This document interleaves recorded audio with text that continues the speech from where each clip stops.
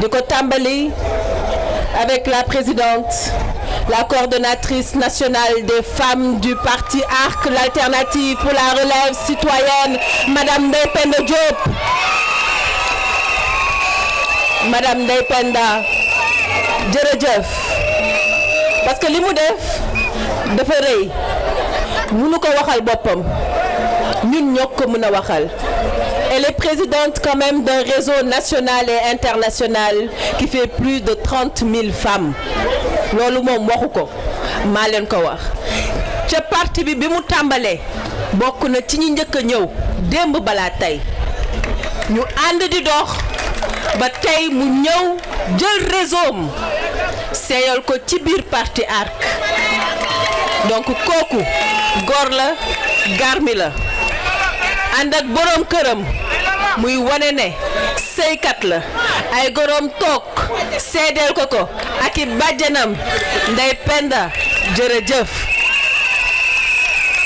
di sant yi tamit monsieur Diop parce que comme ni mu ko waxee borom kër yi bu ñu nangul woon affaire bi dina compliqué de donc monsieur Diop jërëjëf mu ànd ak nag jàmbaar gaynde la lionne de Guédiawaye et je veux nommer notre adorée Fatsila. Fit, fulla, fayda, détermination, gëm boppam, gëm lu muy def. Fatsila jërëjëf. ñu ami tamit gan gu mag ci parti bi. gan bu duggee rek man jarul may laajte lu xew ci mobilisation bi laa koy xamee. Mbaye Dogo El Hadj Mbaye Dogo monsieur le maire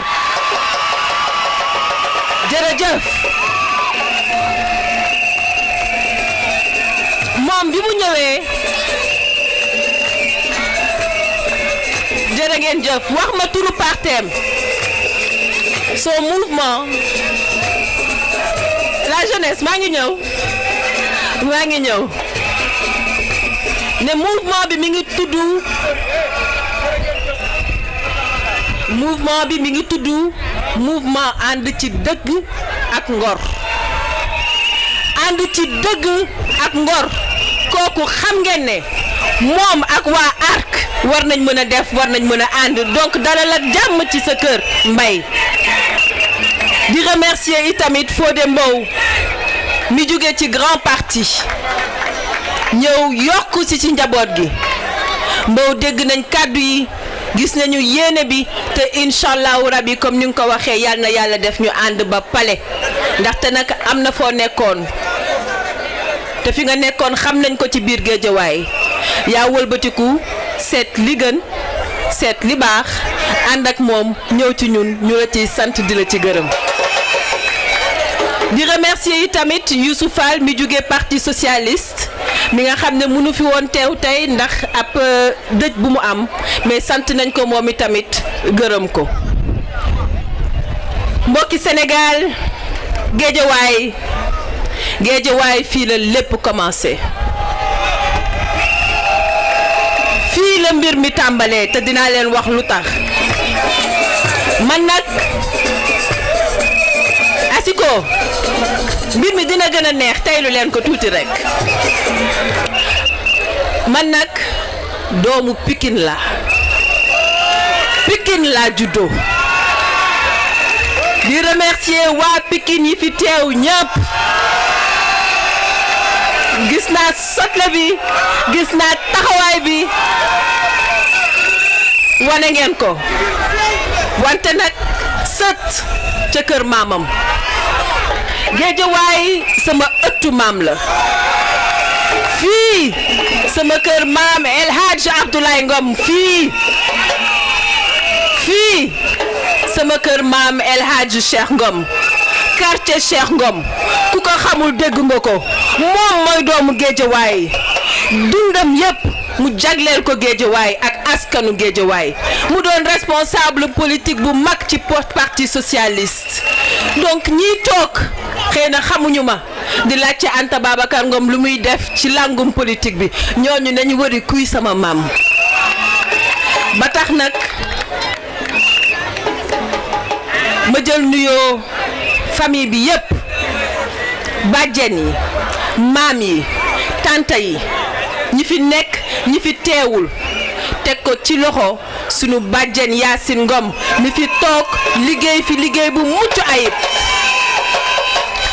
jël loxo nijaay yi papa yi teg ko ci loxo suñu papa Jaaji Ngom ak suñu grand-père mi fi toog jàppale ñu nag ci politique bi te ñuy ay grand leader politique démb balaa tey kon nag xam ngeen ne Géejawaay faaw mu dugg sama xol ndaxte Géejawaay dafa di dëkku ngor Géejawaay di dëkku jàmbaar Géejawaay di dëkku liggéeykat may laajte ana jeunesse su Géejawaay ana jeunesse su Géejawaay où sont les Benjamins où est la génération Anta Babacar may laajte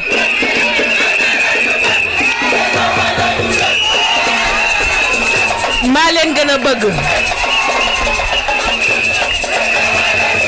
may laajte ana jigéenu Géejawaay où sont les femmes battantes du département de Guédiawaye Guédiawaye 13 km² pour 375 000 habitants déglu leen bu baax fi may waxee ak yéen 13 km² pour 375 000 habitants ak densité boobu moo tax Guédiawaye mbedd yi xat amul plan d'urbanisation service de base yi manqué Guédiawaye dafa étouffé bu tawee bu Dakar tisoolee Guédiawaye lóor te loolu xam ngeen ci dara gis nañu quartier yi yépp nekk ci ndox mi Guédiawaye amul tali yu baax mbalit mi yooyi salte bi il faut que ñu jug ci ngir ñu utti saafara et pourtant population de Guédiawaye doon ay jàmbaar ay jeunes yu am talent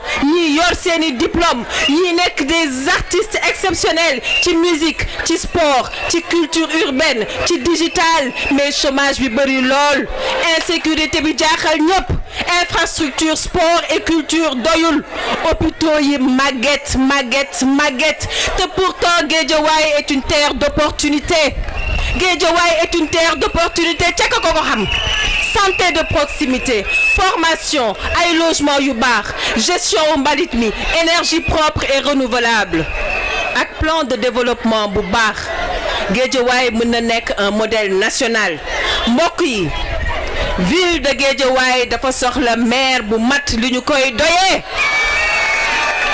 Guédiawaye dafa soxla maire liggéeykat visionnaire te doon ngor loxoom set ngir mu mën a teg Guédiawaye département bi ak commune yi ci yoonu développement ak yoonu naataange Guédiawaye ñun waa ARC dañu soxla ville bi te dañu soxla commune yi ci élection locale yii di ñëw leer na ñun waa ARC dañu am yéene ci département Guédiawaye ak ci commune Guédiawaye ngir ñu soobu ci liggéey bi ànd ak si ay jàmbaar ay nit ñu bëgg Guédiawaye dëkk Guédiawaye nekk nit ñu gore xam lu ñuy liggéeyee te fas yéene ko defal le département de Guédiawaye mbokki Sénégal dama bëgg nag ñu waxtaan tuuti ci Sénégal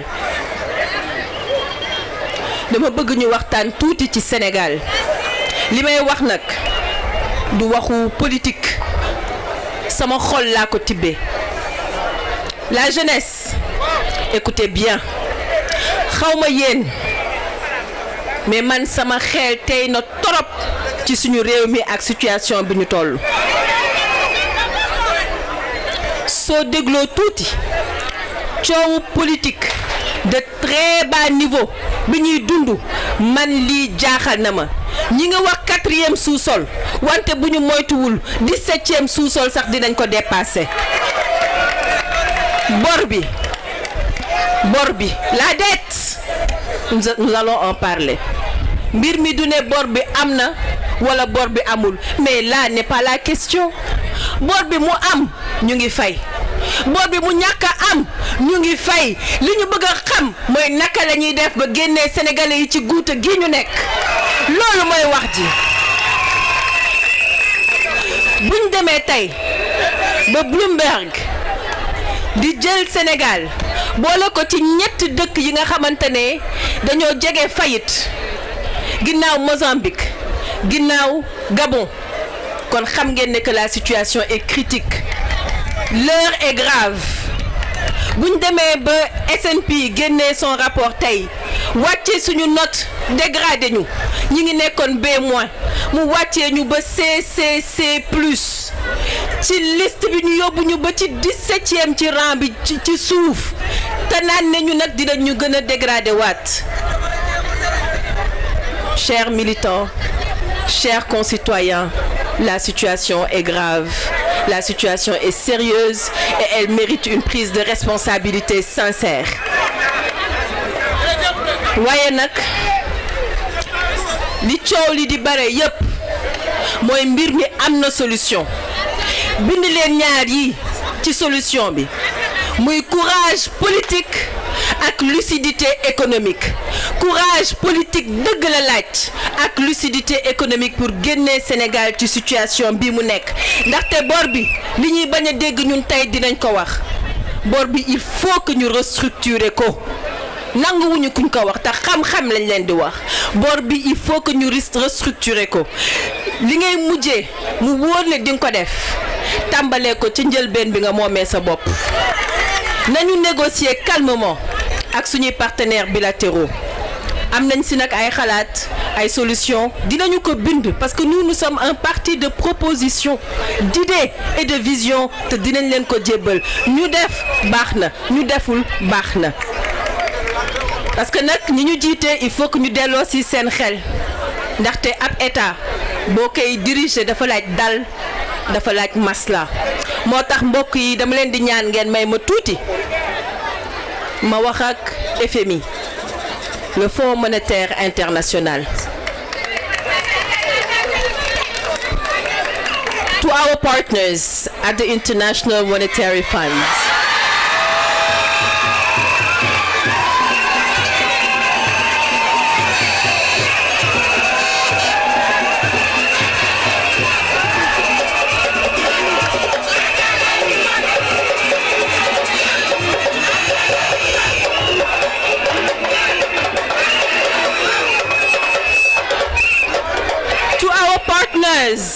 The International Monetary Fund.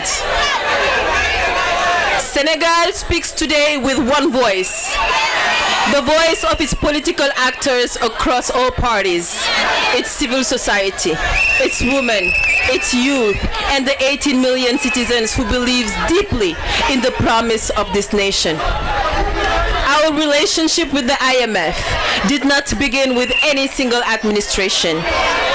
And it must not be judged through the lens of a moment in time. It's a partnership built over decades, grounded in trust, grounded in responsibility, and a shared commitment to stability and development. Senegal is a nation that aspires to full sovereignty. But sovereignty is not a declaration. It's a long journey. It's something we build step by step, with discipline, with clarity, and yes, with partners who walk beside us. Our wish for sovereignty does not mean isolation. It means the ability to stand strong, to harness our own resources, and to transform them for the benefit of our people. We know the wealth beneath our soil. We know the wealth in our oceans. We know the potential of our young minds. And we believe that the best way to live, to grow, and to collaborate with the world is by developing these resources, not by watching them live unprocessed. In this journey, we need your support, your confidence, and your partnership. Today, Senegal faces undeniable challenges: economic tensions, social pressure, and a global context that's testing even the strongest nations.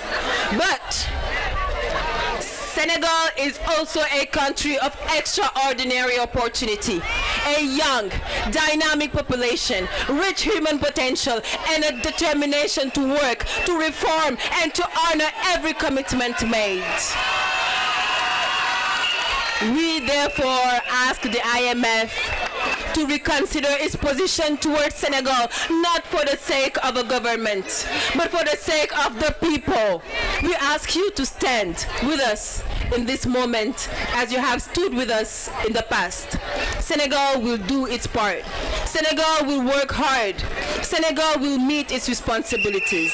But we need the space, we need the support, and we need the confidence to move forward. So on behalf of the Senegalese people, I urge you, renew your support. Re-engage with Senegal and support us, safeguard the stability and the future of our nation. Thank you very much.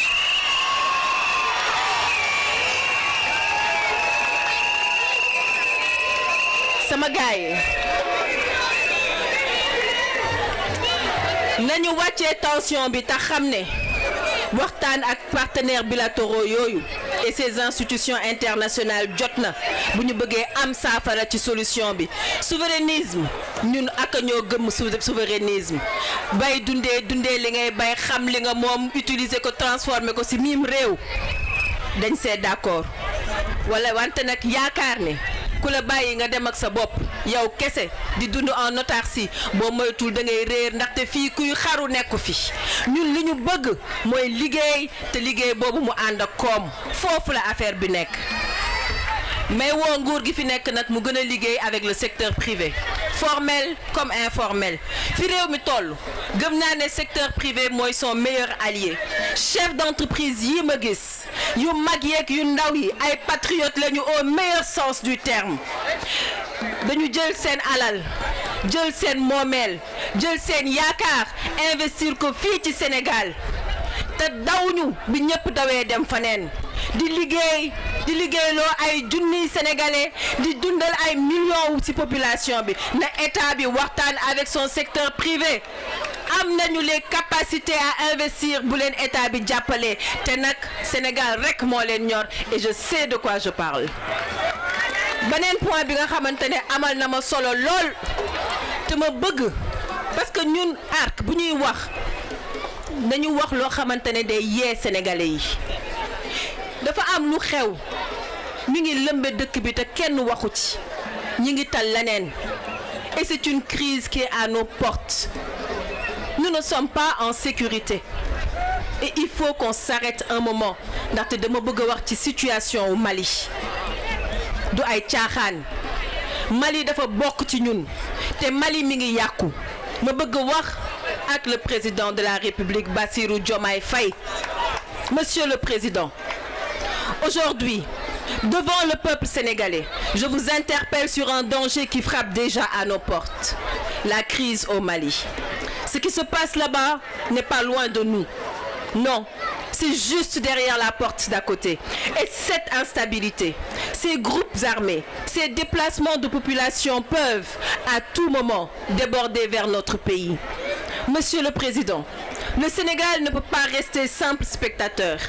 Nos familles qui sont là-bas, nos villages frontaliers, notre jeunesse mérite que l'État prenne les devants. Plus de vigilance, plus de sécurité, plus de coordination et surtout plus de soutien pour mieux protéger notre nation. Nous vous demandons, Monsieur le Président, d'anticiper. Nous vous demandons d'agir vite parce que quand le Mali brûle, le Sénégal doit se préparer. Et un vrai leadership, c'est prévenir avant que le danger ne rentre chez nous.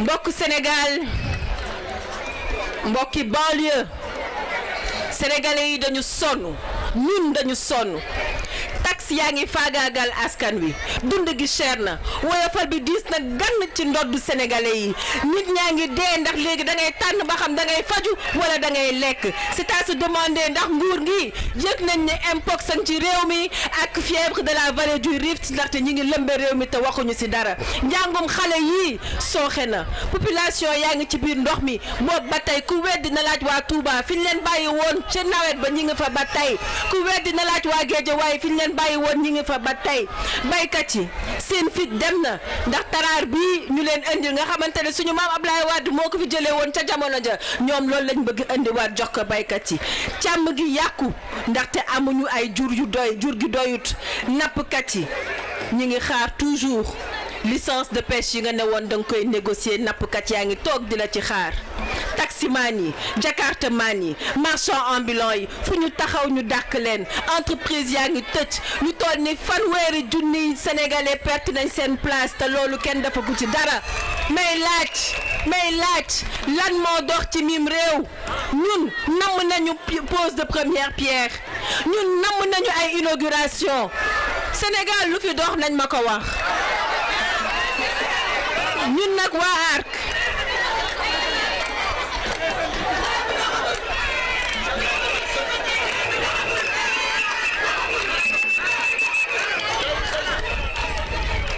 chaque jour dimanche